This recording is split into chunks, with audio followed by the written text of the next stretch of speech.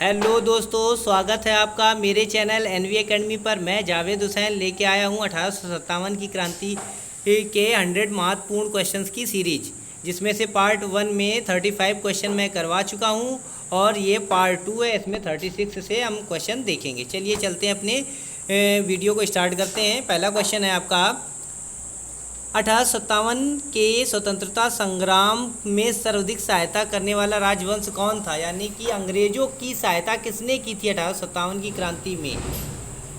सिंधिया वंश, ग्वालियर की जो सिंधिया वंश था उसने अंग्रेजों का बहुत अधिक सहयोग किया था। ठीक है, अगला क्वेश्चन हमारा क्या है? अगला क्वेश्चन है, भारत में शिक्षित मध्यम वर्ग ने 1857 के विद्रोह में तटस्थता बनाए रखी थी। यानी कि ना तो उन्होंने 1857 की क्रांति का विरोध किया था और ना ही समर्थन, मतलब वो एक जैसे स्टॉप होके रह गए थे। ठीक है, चलिए चलते हैं अगले क्वेश्चन पर। खेतिहर मजदूर, साहूकार, कृषक, जमींदार वर्ग ने 1857 के विद्रोह में भाग नहीं लिया था। इन जो तीन लोग हैं, खेतिहर मजदूर, साहूकार, कृषक और जमींदार वर्ग, इन चारों में से 1857 की क्रांति में भाग किसने नहीं लिया था? तो 1857 की क्रांति में भाग साहूकार और जमींदार लोगों ने 1857 की क्रांति में भाग नहीं लिया था। अगला क्वेश्चन 39 नंबर, झांसी, चित्तौड़, जगदीशपुर तथा लखनऊ में से वह क्षेत्र जो 1857 से प्रभावित नहीं था, तो वह कौन सा क्षेत्र था जो प्रभावित नहीं था? वह था आपका चित्तौड़।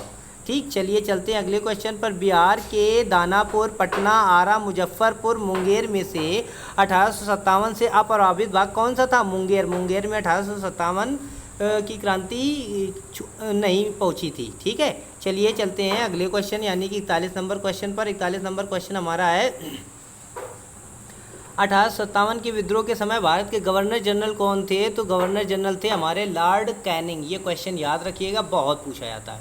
1857 के विद्रोह के समय भारत के गवर्नर जनरल कौन थे? Lord Canning. अगला क्वेश्चन, 1857 के विद्रोह के समय बैरकपुर में ब्रिटिश कमांडिंग ऑफिसर कौन थे? ब्रिटिश कमांडिंग ऑफिसर कौन थे 1857 में? John Bennet Hearsey. ठीक है, क्वेश्चन इंपॉर्टेंट था। अगला क्वेश्चन, 1857 में इलाहाबाद को आपातकालीन मुख्यालय किसने बनाया था? तो इलाहाबाद को आपातकालीन मुख्यालय बनाया था लॉर्ड कैनिंग ने। क्यों? क्योंकि गवर्नर जनरल भारत के उस समय यही थे। ठीक है, चलिए चलते हैं अगले क्वेश्चन पर। अगला क्वेश्चन हमारा है, 1857 के विद्रोह के समय ब्रिटिश प्रधानमंत्री थे कौन थे? तो विश्वकांट पामस्टन। 1857 के विद्रोह के समय ब्रिटिश के प्रधानमंत्री विश्वकांट पामस्टन थे। ठीक है, ध्यान रखिएगा। अगर वीडियो पसंद आया है तो लाइक कीजिए, सब्सक्राइब कीजिए और शेयर कीजिए। चलिए चलते हैं अगले क्वेश्चन पर।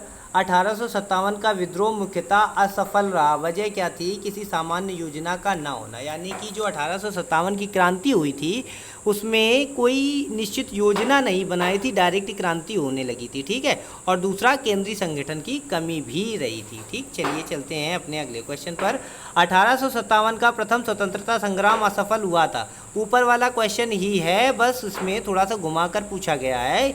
1857 के प्रथम स्वतंत्रता संग्राम असफल रहा था, तो असफल क्यों रहा था? भारतीय सिपाहियों में उद्देश्य की एकता की कमी, यानी कि कोई उद्देश्य निर्धारित नहीं था। भारतीय राजाओं ने अंग्रेजों का साथ दे दिया था और ब्रिटिश सिपाही कहीं अच्छे सज्जित तथा संगठित थे। यानी कि ब्रिटिश सिपाहियों के पास अच्छे औजार थे, हथियार थे, परंतु भारतीय सैनिकों के पास ये कुछ नहीं था और ऊपर से भारतीय राजाओं ने उनका साथ भी दे दिया था। इसी कारण से ये 1857 का स्वतंत्रता संग्राम असफल रहा था। ठीक, चलिए चलते हैं अपने अगले क्वेश्चन पर। अगला क्वेश्चन है हमारा, अंग्रेज राजपूत राज्यों में 1857 के विद्रोह को दबाने में सफल रहे थे। यानी कि अंग्रेज जो थे 1857 के विद्रोह को दबाने में असफल क्यों रहे थे? क्योंकि जो स्थानीय राजा थे उन्होंने क्रांतिकारियों का साथ नहीं दिया था, बल्कि अंग्रेजों का साथ दिया था। इस वजह से 1857 के विद्रोह को अंग्रेज दबाने में सफल हो गए। अगला क्वेश्चन 48 नंबर, general John Nicholson, general Neil, major general Havelock तथा सर हेनरी लॉरेंस में से वह ब्रिटिश अधिकारी जिन्होंने लखनऊ में अपना जीवन खोया,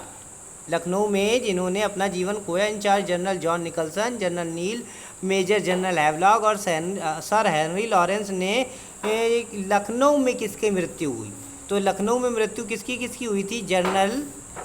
general Neil, major general Havelock और सर हेनरी लॉरेंस, इन तीनों की मृत्यु लखनऊ में हुई थी। ठीक है, ध्यान रखिएगा, क्वेश्चन ये मैचिंग वाले क्वेश्चन में ये पूछे जा सकते हैं। ठीक है, चलिए चलते हैं अगले क्वेश्चन पर। 1857 के विद्रोह को एक षड्यंत्र की संज्ञा किसने कही थी? ये क्वेश्चन बहुत ज़्यादा पूछा जाता है, कई एग्जाम में ये पूछा जा चुका है कि 1857 के विद्रोह को एक षड्यंत्र की संज्ञा किसने दी थी? सर जेम्स आउट्रम एओ डब्ल्यू टेलर ने। ये पूरा एक ही नाम है, सर जेम्स आउट्रम एओ डब्ल्यू टेलर्स ने 1857 के विद्रोह के षड्यंत्र की संज्ञा दी थी। अगला क्वेश्चन हमारा है, वह आधुनिक इतिहासकार जिसने 1857 के विद्रोह की स्वतंत्रता की पहली लड़ाई कहा था? V D Savarkar. V D Savarkar ने 1857 के विद्रोह को स्वतंत्रता की पहली लड़ाई कहा था। ठीक है, ये भी क्वेश्चन इंपॉर्टेंट है। चलिए चलते हैं अपने अगले क्वेश्चन पर। अगला क्वेश्चन 51 नंबर क्वेश्चन हमारा है, भारतीय स्वाधीनता आंदोलन का सरकारी इतिहासकार था? S N Sen. ये भी क्वेश्चन, ये जो जितने क्वेश्चन है बहुत इंपॉर्टेंट है, इसको तैयार कर लीजिएगा, एक भी क्वेश्चन पेपर में से बाहर नहीं जाएगा। ठीक है, तो भारतीय स्वाधीनता आंदोलन में सरकारी इतिहासकार कौन थे? सरकारी इतिहासकार थे एस एन सेन। चलिए चलते हैं अगले क्वेश्चन पर।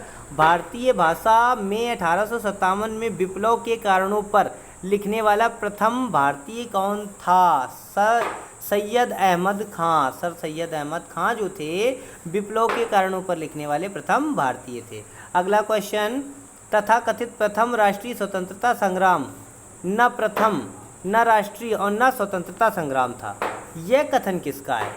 यानी कि तथाकथित प्रथम राष्ट्रीय स्वतंत्रता संग्राम न प्रथम, न राष्ट्रीय और न ही स्वतंत्रता संग्राम था। यह कथन किसका था? ये कथन थे आरसी मजूमदार का। ये कथन किसका था? आरसी मजूमदार।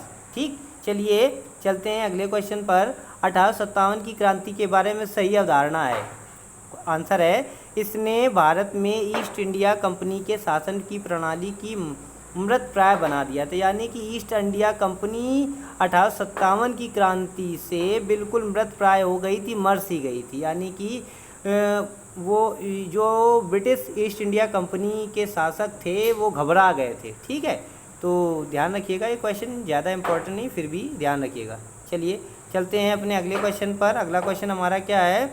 अगला क्वेश्चन हमारा है, महारानी विक्टोरिया ने भारतीय प्रशासन को ब्रिटिश ताज के नियंत्रण में लेने की घोषणा कब की थी? ये क्वेश्चन बहुत ज़्यादा इंपॉर्टेंट है कि महारानी विक्टोरिया ने भारतीय प्रशासन को नियंत्रण में लेने की कब घोषणा कर दी थी? तो ये क्वेश्चन क्या, 1 नवंबर 1858 को रानी विक्टोरिया ने भारतीय प्रशासन को अपने हाथों में लेने की घोषणा की थी। 1 नवंबर 1858 को, 1 नवंबर 1858 को। ठीक है, ध्यान रखिएगा, इंपॉर्टेंट क्वेश्चन है, इसीलिए बार बार रिपीट कर रहा हूँ। चलिए चलते हैं अगले क्वेश्चन पर। अगला क्वेश्चन हमारा क्या है? अगला क्वेश्चन 56 नंबर है, सम्राज्ञी विक्टोरिया ने 1858 को घोषणा में भारतीयों को बहुत सी चीज़ें दी जाने का आश्वासन दिया था। वह आश्वासन जिसे ब्रिटिश शासन ने पूरा किया था, वह कौन सा आश्वासन था? रियासतों को हड़पने की नीति, रियासतों को हड़पने की नीति समाप्त कर दी जाएगी। ये आश्वासन रानी विक्टोरिया ने भारतवासियों से कहा था। ठीक है, चलिए अगला क्वेश्चन है, महारानी विक्टोरिया की उद्घोषणा 1858 का उद्देश्य क्या था? उद्देश्य था भारतीय राज्यों को ब्रिटिश साम्राज्य में मिलाने के किसी भी विचार पर परित्याग करना तथा भारतीय प्रशासन को ब्रिटिश क्राउन के अंतर्गत देना। ये क्वेश्चन बहुत पूछा जाता है कि किसकी उद्घोषणा पर ब्रिटिश क्राउन के हाथों में बागडोर दी गई थी? तो किसकी उद्घोषणा पर? महारानी विक्टोरिया की उद्घोषणा पर भारतीय प्रशासन को ब्रिटिश क्राउन के हाथों में देने का निर्णय लिया गया था। ठीक है, ये क्वेश्चन याद रखिएगा। 58 नंबर क्वेश्चन है, पब्लिक सर्विस आयोग, पील आयोग, हंटर आयोग तथा साइमन कमीशन में 1857 के विद्रोह के दमन के बाद भारतीय फौज के 9 संगठन से संबंधित था। तो 1857 में जो भारतीय फौज के 9 संगठन से कौन आयोग संबंधित था? पील आयोग जो था वो 1857 से संबंधित था। ठीक है, ध्यान रखिएगा। चलिए चलते हैं अगले क्वेश्चन पर। अगला क्वेश्चन हमारा है, 1857 के विद्रोह के बाद ब्रिटिश सरकार ने सिपाहियों का इन प्रांतों में चयन किया, गोरखा, सिख एवं पंजाबी उत्तर प्रांत से अन्य आंदोलन। तो 1857 के विद्रोह के बाद ब्रिटिश सरकार ने सिपाहियों का इन प्रांतों से चयन स्टार्ट कर दिया, क्योंकि विद्रोह जो हुआ था इन्हीं प्रांतों से ज़्यादा उठा था, इसलिए इन्होंने अपने सिपाही यहीं से भर्ती करना स्टार्ट कर दिए थे। ठीक है, चलिए चलते हैं अगले क्वेश्चन पर। 1857 के विद्रोह के ठीक बाद बंगाल में सन्यासी विद्रोह, संथाल विद्रोह, नील उपद्रव और पावना उपद्रव में से विप्लव हुआ था। किसका? नील विद्रोह का विप्लव हुआ था। ठीक है, चलिए अगले क्वेश्चन पर चलते हैं। अगला क्वेश्चन है, नील कृषकों की दुर्दशा पर लिखी गई पुस्तक नील दर्पण के लेखक कौन है? क्वेश्चन बहुत अच्छा है। नील कृषकों की दुर्दशा पर लिखी गई पुस्तक जो थी नील दर्पण, इसके लेखक कौन थे? दीनबंधु मित्र। नील दर्पण के लेखक कौन थे? दीनबंधु मित्र। ठीक है, चलिए चलते हैं। वंदे मातरम गीत किसने लिखा था? वंदे मातरम गीत लिखा था बंकिम चंद्र चटर्जी ने। अगला क्वेश्चन, आनंद मठ उपन्यास की कथा वस्तु आधारित थी, सन्यासी विद्रोह पर आधारित थी। ठीक है, चलिए चलते हैं अपने अगले क्वेश्चन पर। वह विद्रोह जिसका उल्लेख बंकिम चंद्र चटर्जी ने अपने उपन्यास आनंद मठ में करके प्रसिद्ध किया था, सन्यासी विद्रोह। ठीक है, तो ये हमारे 64 क्वेश्चन कंप्लीट हो गए हैं। चलिए बाकी के क्वेश्चन हम अपने अगले वीडियो में कंप्लीट करवाएंगे। ठीक है, धन्यवाद।